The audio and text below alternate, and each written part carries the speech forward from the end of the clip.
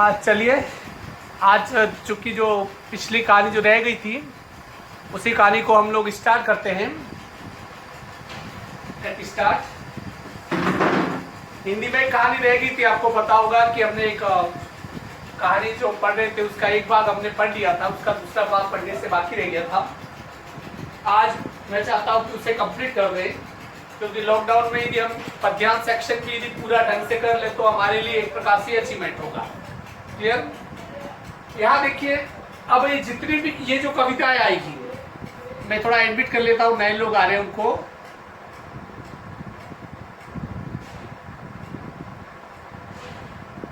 हाँ देखिए, क्योंकि ये अब जो कविता आएगी पद्य भाग में वो सरल आएगी, पर थोड़ा इसे सरल समझने की भूल मत करना। कारण क्या है कि जो दूसरी कविता होती है जो पुराने कवियों की, जैसे रहीम बिहारी, उनको यदि हम ट्रांसलेट कर दे तो उनका अर्थ तक सामने आ जाता है, परंतु इन कविताओं में ट्रांसलेट नाम की कोई चीज नहीं होती है, क्योंकि जैसे हैं ठीक वैसे लिखा जा सकता है। शुद्ध हिंदी है। ट्रांसलेशन में हम क्या लिखते हैं? हिंदी में तो लिखते हैं, पर इसमें सबसे बुनियादी फर्क ये पैदा हुआ कि इसमें जो लाइनें ये कह रही है कविता की, वो उसका अर्थ होता नहीं है। इसे थोड़े आपको समझने की जरूरत पड़ेगी। इसलिए जो इसकी पहली कविता थी, कविता के बहाने, हमने उस पर देखा था कि किस प्रकार कवि कविता की तुलना चिड़िया से करता है, चिड़िया की उड़ान के सहारे करता है। कविता की तुलना फूलों के महकने से करता है, फूलों के खिलने से करता है। कविता की जो तुलना है बच्चों से करता है। परंतु एटलीस्ट जब बाद में घूम फिर के बात ये आती है कि कविता की अपनी रेंज, अपनी सीमाएं बहुत परे, अनंत तक है। जहाँ कोई नहीं पहुंच सकता है, वहां कवि के अपने शब्द, अपने विचार, उसकी गजलें, उसकी शायरी, उसकी अभिव्यक्ति पहुंच जाती है। उसे हमने पढ़ लिया था। यहाँ पर देखिए, बात सीधी थी। अब यहाँ पर ये कविता है क्या? देखिए, कविता आपने पढ़ी है, मुझे पता है। हाँ, शब्दों को आपने पढ़ा है। देखिए, कई बार क्या होता है कि आप थोड़ा रिवाइंड कीजिए अपने आप को, जिसको कई लोगों को सुनकर अच्छा लगता है, बात सीधी समझ में आ जाती है, सीधी यहाँ पर चोट करती है। आखिर ये चीज है क्या? सीधी समझ में आ जाती। कुछ लोगों की बातें समझ में नहीं आती, बोल रहे होते हैं, उनके लिप्स हिल रहे होते हैं, पर चीजें समझ में नहीं आती है। थोड़ा इस चीज को आप समझ लीजिए। एक्चुअल में होता है क्या कि हर बात को समझने का हमारा अपना नजरिया होता है। किसी बात को समझना नहीं समझना हमारे अपने नजरिए पे डिपेंड करता है, हमारी सोच पे डिपेंड करता है, और हमारी सोच अलग अलग प्रकार से चलती है।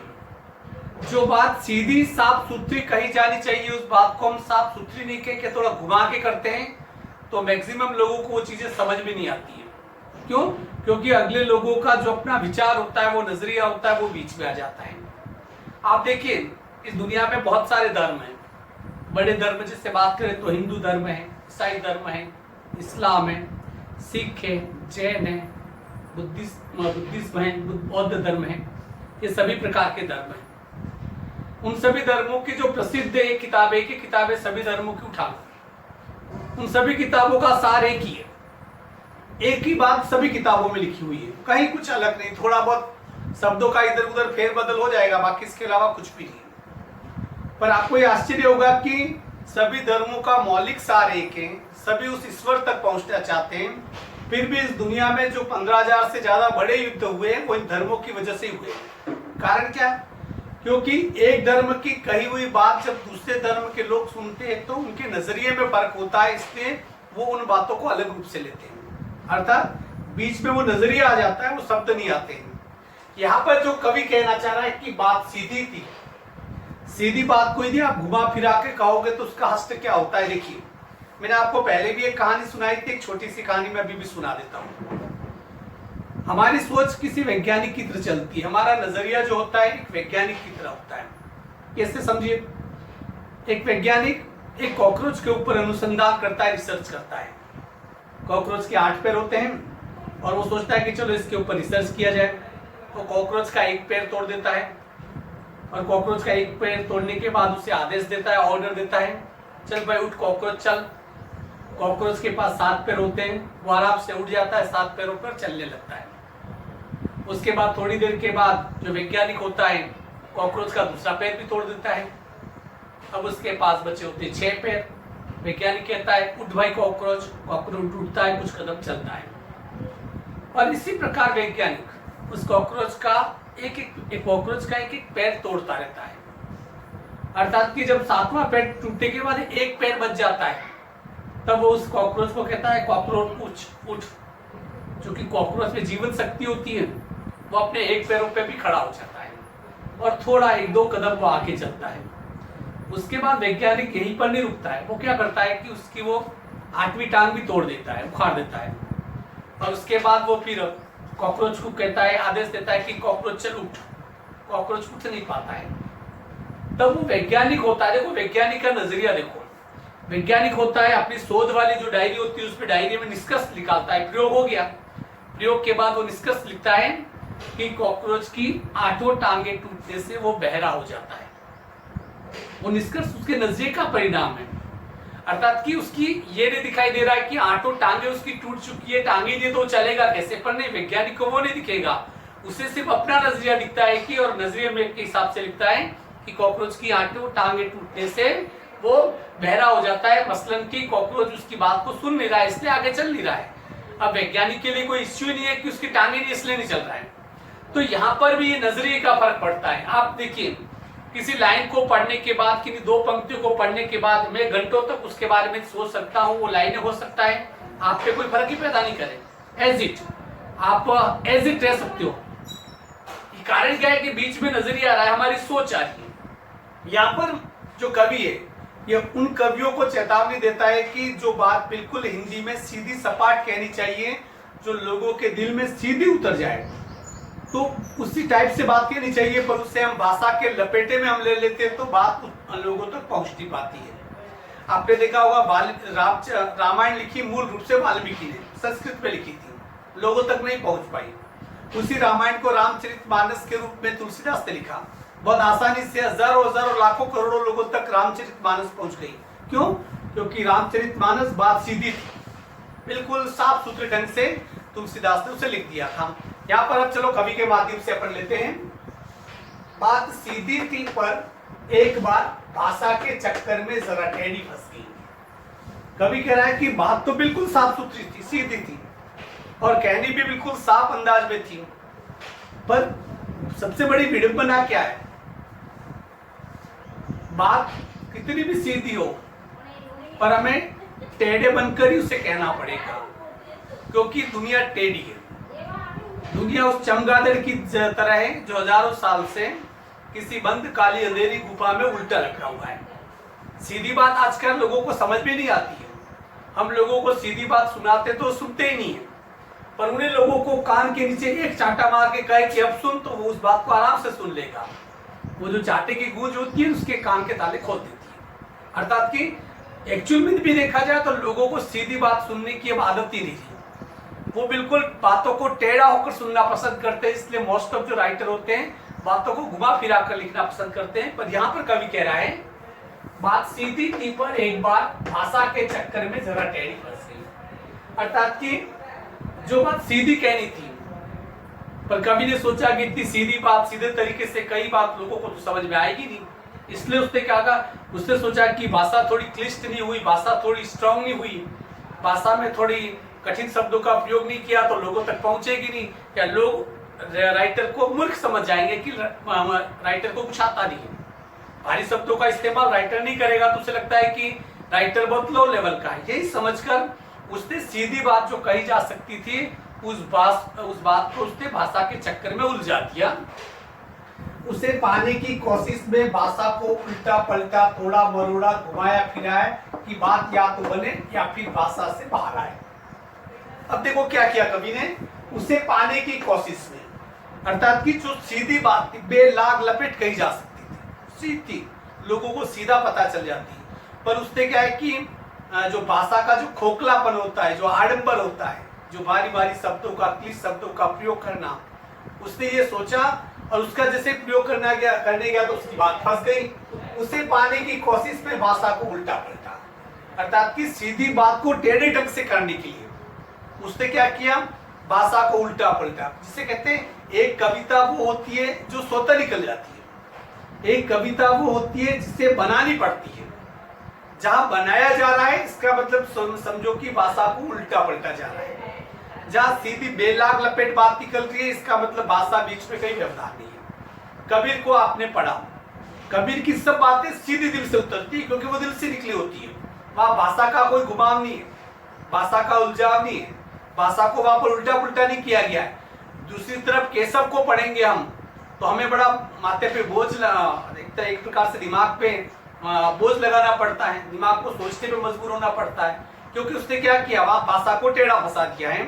यहाँ पर भी देखिए उसे पाने की कोशिश पे भाषा को उल्टा पलटा तोड़ा मरोड़ा घुमाया फिरा, अर्थात कि सीधी बात को टेढ़े ढंग से कहने के लिए उसने भाषा को तोड़ा मरोड़ा, शब्दों को ढूंढा, भाषा को इधर से उधर घुमाया, वाक्यों को उसने इधर से उधर किया कि बात या तो बने या फिर भाषा से बाहर आए। कि कभी कह रहा है कि ये सब नाटक उसने किए ताकि या तो वो अपनी बात को लोगों तक पहुंचा सके, पहली चीज, या तो वो बात को लोगों तक पहुंचा सके, या दूसरी चीज कि वो ये चाहता है कि बात तो यह भाषा से बाहर आए। भाषा से बाहर आने का मतलब ये कि कभी जो अपने विचारों को दूसरे तक पहुंचाना चाहता है वो विचार निकल के बाहर आ जाए, परंतु इस चक्कर में उसने भाषा को पूरी तरह से घुमा फिरा दिया। देखिए भाषा को अपने हाथ की कठपुतली वही बनाते हैं जिनके भाव बड़े कमजोर होते हैं। जो यहाँ से लिखता है वो सीधे अगले के दिल तक पहुंचता है, जो यहाँ से लिखता है वो बीच में वो उसकी कही हुई दिमाग से लिखी हुई कही हुई बातें बीच रास्ते में भटक जाती है, तो वो उससे हुआ नहीं। लेकिन इससे भाषा के साथ साथ बात और भी पेचीदा होती चली गई। अर्थात कि सीधी सी बात यह है कि जो बात कही गई, जो कहना चाहता था वो सीधा नहीं कह के जब भाषा के चक्कर में उसने उल्टा पुल्टा तोड़ा मरोड़ा सीधा घुमाया उल्टा किया, शीर्षासन पे उसने भाषा को खड़ी कर दिया, उससे क्या हुआ, लेकिन इससे भाषा के साथ साथ बात और भी पेचीदा होती चली गई। उस भाषा के चक्कर में जो बात कवि कहना चाहता था वो और भी पेचीदा होती चली गई। अर्थात कि जो भाव पहुंचाना चाहता था, जो अपने इमोशंस अपने एहसास जज्बात को दूसरों तक पहुंचाना चाहता था वो और भी पेचीदा हो गए, अर्थात कि और भी मुश्किल हो गए। जो बात वो पहुंचाना चाहता था भाषा तो संवर गई। देखिए एक सीधी सी बात है कि एक दुल्हन का कितना भी मेकअप कर लो परंतु वो उसके नए नक्श अच्छे काली कलुटी आवाज उसकी कर्कश है तो उस मेकअप से कुछ भी नहीं होगा, क्योंकि जैसे ही मेकअप उतरेगा उसका असली रूप सामने आ जाएगा। जब तक किसी कविता में आपके अपने भाव नहीं होते हैं तो ये बाहरी मेकअप करने से कुछ भी फायदा नहीं होता है, क्योंकि बी ओरिजिनल मौलिकता है वो मौलिकता रहती है। भाषा का चमत्कार आडंबर से थोड़ी देर टिकता है, तो उस चक्कर में उस भाषा के चक्कर में जो अपने भावों का संप्रेषण था वो उसका अटक गया और वो और भी मुश्किल हो गई। सारी मुश्किल को धैर्य से समझे बिना मैं पेज को खोलने की बजाय उसे बेतरह कसता चला जा रहा था। मुश्किल क्या थी, कवि की मुश्किल ये थी कि वो अपने पॉइंट ऑफ व्यू को अपने दृष्टिकोण को वो लोगों तक पहुंचाना चाहता था। ये बाकी उसका कोई काम नहीं था। कवि का काम होता क्या है, वो जो सोच रहा है उसके ख्वाबों में जो पल रहा है, जो उसके दिलो दिमाग में चल रहा है वो अगले तक पहुंचा दे। सिंपल सा काम होता है कवि का। अब यही काम उसे करना था पर वो भाषा के चक्कर में उलझ गया। अब कवि देखिए सारी मुश्किल को धैर्य से समझे बिना मैं पेज को खोलने की बजाय उसे और कसता जा रहा था। अर्थात कि समस्या की जड़ को तो मैंने पकड़ा नहीं, कवि ने पकड़ा नहीं और उसको धैर्य से उसने समझा नहीं और वो पेज को खोलने की बजाय और उसे कसता जा रहा था। देखिए पेज को जो दीवार में जो प्रेस लगे होते हैं, नट बोल्ट लगे होते हैं, उसे खोलना है तो उसे खोलना ही पड़ेगा। पर कुछ लोग होते हैं खोलने के चक्कर में उसे उल्टा घुमाते रहते हैं और उसे बहुत ज्यादा कसते रहते हैं। अर्थात कि कवि को धैर्य से यह समझना चाहिए था कि उसकी भाषा उसके भावों के बीच में रुकावट आ रही है, तो वो उस भाषा को एक तरफ कर दे, भावों पर फोकस कर दे। समस्या सिर्फ इतनी थी, पर उसने समझा नहीं और वो पेज को और कसता रहा। पेज को और कसता रहा मतलब कि वो अपनी भाषा में और कसाव लाता रहा कि नहीं और मुश्किल और मुश्किल। आप पुराने राइटरों में जयशंकर प्रसाद इसको पढ़ लो तो उनकी एक लाइन में इतना कुछ लिख देते हैं कि समझ भी नहीं आता है। भाव बड़े गंभीर होते उसमें पर वो समझ से बाहर हो जाता है। उसे कहते हैं कि भाषा का कसाव। यहाँ पर यही वो कर रहा था, उसी बेतरह कसता चला जा रहा था क्योंकि इस करतब पर मुझे साफ सुनाई दे रही थी तमाशबिनों की शाबाशी और वाहवाह। क्या मतलब देखिए, वह अपनी भाषा को और उस पेज की तरफ कसता जा रहा था और इस प्रक्रिया में कवि को मजा भी आ रहा था। कवि को मजा क्यों आ रहा था देखिए, क्योंकि उस करतब पर मुझे साफ सुनाई दे रही थी तमाशबिनों की शाबाशी और वाहवाही। कुछ लेखक ऐसे होते हैं जिनका काम ये होता है काव्य में चमत्कार पैदा करना, काव्य में अलंकार पैदा करना। ये पैदा करने का मतलब जबरदस्ती ठूस ठूस के डालना। देखिए, जो जबरदस्ती वाला वो काम है वो ज्यादा लंबे समय चलता नहीं। इससे ये हो सकता है कि जबरदस्ती की उस भाषा के चमत्कार की वजह से कुछ तमाशबिन खुश हो जाए कि लोग लिखते हैं कि क्या क्या मस्त कविता लिखी है। जैसे आपको बताओ, कविताएं छंदों में लिखी जाती है, इन सब में लिखी जाती है, और उस छंदों को उसमें चंद लोग, हजारों में एक कोई व्यक्ति पहचान लेता है, बाकी को तो पता भी नहीं चलता है। और ऐसे तमाशबिन होते हैं जो काव्य में इस चमत्कार पे बड़े खुश होते हैं। और कवि देख रहा है कि जब भाषा में वही कसाव, वही चमत्कार वो पैदा करने की कोशिश करता है तो रुकता नहीं है। क्यों? क्योंकि उसे तमाशबिनों की भीड़ नजर आती है जो उसके इस कर्तव्य पे ताली बजा रही है। देखिए, अक्सर होता क्या है कि यदि हम कोई काम करें और हमें कोई मूर्खता भरी ताली बजाने वाला हमें मिल जाए तो हम लोग क्या करते हैं कि उस काम को जारी रखते हैं। हमें लगता है कि हमारी तारीफ की जा रही है, पर इसमें कुछ तमाशबिन ऐसे होते हैं जिनकी वजह से वो कवि ये कहने लगता है, आखिरकार वही हुआ जिसका मुझे डर था। अब होगा क्या देखिए, किस बात का डर? जोर जबरदस्ती से बात की चूड़ी भरती। यदि आप पेज को कसते रहोगे, खोलने की बजाय उसे कसते रहोगे तो उसकी भी एक लिमिटेशन होती है। एक समय के बाद जो पेज होगा उसका जो मैक्सिमम सीमा होती है जहां वो टाइट होता है, उसके बाद भी आप उसे कसोगे, उसे टाइट करोगे तो उससे क्या होगा, उस पेज की चूड़ी मर जाएगी। पेज की चूड़ी मर जाएगी मतलब उसके बाद वो ढीला पड़ जाएगा, वही का वही रह जाएगा। उसे घुमाते रहो, घूमता ही रहेगा।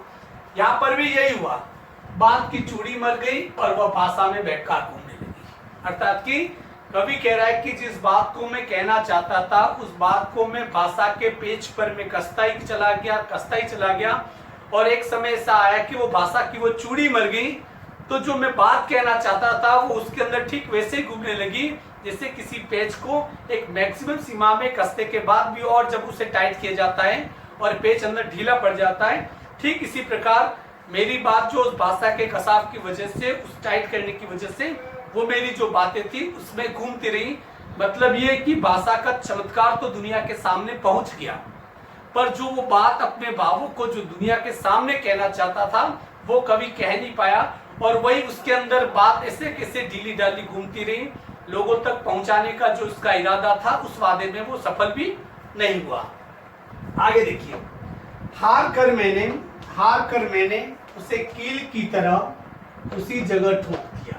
अब होगा क्या, जब किसी पेज को कस रहे हो आप क्या करोगे, उसमें चूड़ी बढ़ जाती है, वो ढीला डाला हो जाता है, वो निकल जाता है। तो हम क्या करते हैं, कई बार हम करते हैं कि यार ये तो बड़ा ढीला डाला है, तो हम क्या करते हैं, थक के उसे कीली की तरह हथौड़ा मार के उसे ठोक देते हैं। यही करते हैं, हार कर मैंने उसे कील की तरह उसी जगह ठोक दिया। तो भावों के साथ भी यही होगा। अब अपनी बात यदि कहना चाहते हो उसको भाषा के चक्कर में आप उलझा रहे हो तो एटलीस्ट एक सीमा आएगी कि उन भावों को उस कीली की तरह ठोकना ही पड़ेगा, उसे खूंटी पर टांगना ही पड़ेगा, क्योंकि आप पहले इतना आडंबर ज्यादा कर चुके हो। हार कर मैंने उसे कील की तरह उसी जगह ठोक दिया, ऊपर से ठीक ठाक पर अंदर से न तो उसमें कसाव था न ताकत। ऊपर से सब कुछ ठीक ठाक लग रहा था, एक वो पेज जो कसा हुआ हो जिसे बहुत ताकत से हम कस देते हैं, उसमें जो जिसे कहते हैं कि कठोरपन होता है, बस उसे कस लिया, इसका मतलब ये कि वो हमेशा के लिए स्थिर हो गया।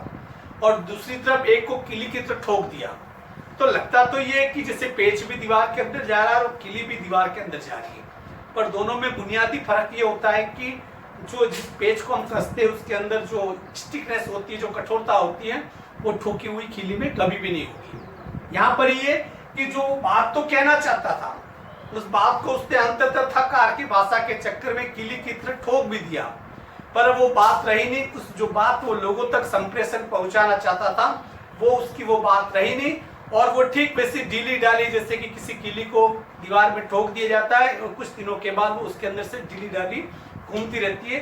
ये उस व्यक्ति के कविता के साथ हुआ, न तो उसमें कसाव था न उसमें कोई ताकत थी। बात ने जो शरारती बच्चे की तरह मुझसे खेल रही थी। अब यहाँ पर कवि जो दूसरी बात कह रहा है वो देखिए, समझिए थोड़ा से।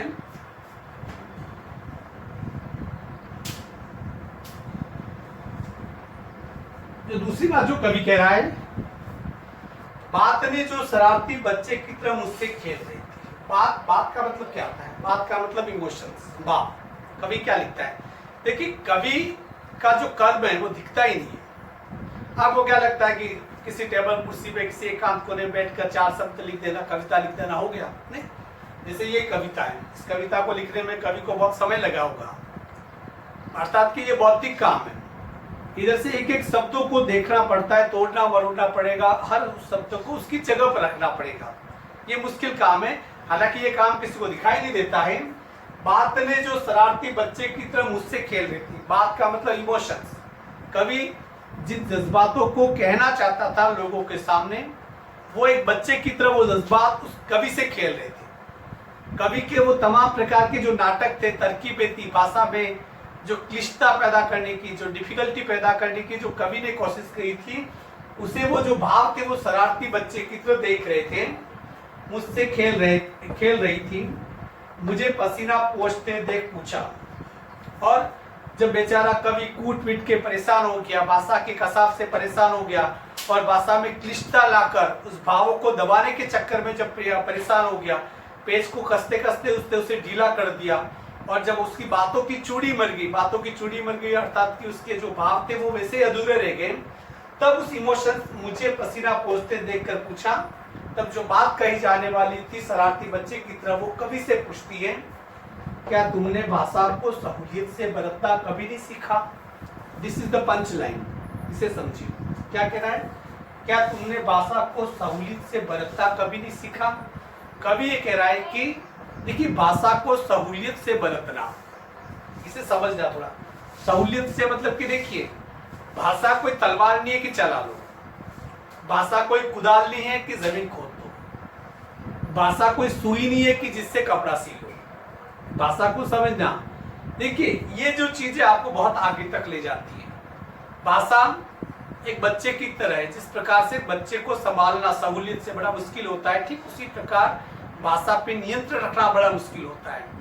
आप और जैसे कि आपने देखा, दो लोगों के बीच में अंतर क्या है? एक कोई व्यक्ति है बहुत ही प्रसिद्ध है, बहुत ही ज्यादा प्रसिद्ध है, और एक व्यक्ति जो प्रसिद्ध बिल्कुल भी नहीं, जिसे कोई जानता नहीं। दोनों के बीच में यदि कंपेयर कर दे तो उस पर यही होगा कि दोनों के बीच में जो फर्क होगा वो अभिव्यक्ति का होगा। एक व्यक्ति वो है जिसने अपनी भाषा को सहूलियत से बरतना सीख लिया है, अर्थात कि उसे पता है कि कब क्या और कैसे कहना चाहिए। पहली चीज। दूसरी चीज की भाषा जो होती है भावों की जननी होती है, पर अपने इमोशंस को, अपनी भावों को उस मुकाम तक पहुंचाना है। पहुंचाने के लिए भाषा के साथ बड़े प्यार, मोहब्बत और नजाकत से पेश आना होता है। देखिए कई बार क्या होता है, कुछ लोग बोलते हैं तो उनकी बोली में पत्थर पड़ते हैं। कुछ लोग होते हैं, ऐसे होते हैं जो बोलते हैं तो यूं लगता है कि जैसे कि किसी ने इतना बड़ा पत्थर सर पे मार दिया हो, और कुछ लोग ऐसे होते हैं कि जो न भी बोले तो उनकी खामोशी हमें आकर्षित कर जाती है। अर्थात कि ये डिपेंड करता है कि आपका अपना चरित्र क्या है, आप क्या हो, व्हाट आर यू। देखिए, doing is not, being is more important then doing. Being is more important then doing. कुछ करने से होना बेहतर होता है। कुछ करने का मतलब ये होता है कि आप दुनिया के सामने जाहिर करते हो, और होने का मतलब होता है कि आप हो और दुनिया को पता चल जाएगा। यहाँ पर ये कि भाषा को सहूलियत से बरतने का एक सीधा सा मतलब ये है कि जब तक भाषा को बड़े प्रेम से, नजाकत के साथ उसका इस्तेमाल करना आपको नहीं आएगा, आप अपनी चीजों को, अपने इमोशंस को दूसरों के सामने नहीं पहुंचा सकते। सिर्फ ये कि भाषा का मतलब, ये हिंदी का मतलब सिर्फ ये नहीं होता है कि आप 100 में से 70, 80, 90, 98, 100 में से 100 नंबर ले आओगे। इसका यहाँ पर कोई मकसद नहीं होता है। इसका सिर्फ ये मतलब होता है कि हो सकता है आगे आप बहुत बड़े व्यक्ति भी बन जाओ, पर आपको अभिव्यक्ति नहीं आती, आपको भाषा संबंधी आपको बोलने नहीं आता है, तो आपकी वो सभी सफलता क्वेश्चन मार्क है। अब आप में से मोस्ट ऑफ लोगों को यदि आपको स्टेज पे खड़ा कर दिया जाए, अचानक कह दिया जाए कि इस टॉपिक पे 5 मिनट के लिए बोले, तो आपके हाथ पैर या किसी के भी हाथ पैर ऐसे कांपने लगते हैं जैसे मोबाइल वाइब्रेट वो मोड पे रख दिया हो, जैसे मोबाइल कांपता है या हाथ दर कांपने लग जाते हैं। हमें लगता है हमें हिंदी आती है, हिंदी आने का मतलब नहीं है, हिंदी का सही इस्तेमाल, भाषा का सही इस्तेमाल आना चाहिए। यहाँ पर इस पूरी कविता में इसी भावों को कवि सिद्ध कर रहा है कि भाषा को सहूलियत से बरतना चाहिए, भाषा से बढ़कर भाव होते हैं, और किसी भी भाषा के बाहरी आडंबर के चक्कर में जो भाव होते कविता के, उन भावों को कभी नहीं मारना चाहिए, नहीं तो ठीक आपके उन भावों, इस भाषा के चक्कर में जो बात की जो चूड़ी होगी वो मर जाएगी। अर्थात कि जो आपके जज्बात में जो कसाव होना चाहिए था, जो लोगों तक सीधे पहुंचने चाहिए थे, फिर वो कभी भी नहीं पहुंचने चाहिए। इसलिए लैंग्वेज इज सो इम्पोर्टेंट, भाषा बहुत महत्वपूर्ण होती है, बशर्ते कि उसे सहूलियत से बरतना आपको आ जाए। और ये कविता छोटी सी कविता है, कुछ ज्यादा लंबी कविता नहीं है। कल और हम चाहे हिंदी पढ़े चाहे इंग्लिश पढ़े, मेरे हिसाब से कल अपन इंग्लिश पढ़ लेंगे ताकि वो लॉस्ट स्प्रिंग वाला पार्ट पूरा हो जाए। इसके क्वेश्चन आंसर है कि घर पर अभी आपके पास करने के लिए कुछ भी काम नहीं है, ईमानदारी से बोलो। देखो मैं 3-4 दिन से कोई खास लिख नहीं रहा हूँ, मैं सिर्फ सोने का काम कर रहा हूँ, पर सोओगे तो कब तक? देखिए आपके शरीर की भी एक सीमा है, ज्यादा देर तक लेटे नहीं रह सकते हो, खेलने के लिए आपके पास कुछ है नहीं, टीवी देखने की अब इच्छा होती नहीं है, किताबें पकड़ने की इच्छा होती नहीं है, तब क्या करोगे तुम लोग? जब कुछ नहीं करने से तो कुछ करना बेहतर है। तो आप लोग सोचिए कि यार 2 सब्जेक्ट तो मैं इस प्रकार से कंप्लीट कर दूं कि आप में से सभी का एक मेन मकसद ये होना चाहिए कि हिंदी और इंग्लिश 2 सब्जेक्ट ऐसी है जिसे 1 जुलाई के बाद 6 महीने तक टच नहीं करना है, बाकी 3 विषयों पे ही फोकस करना है।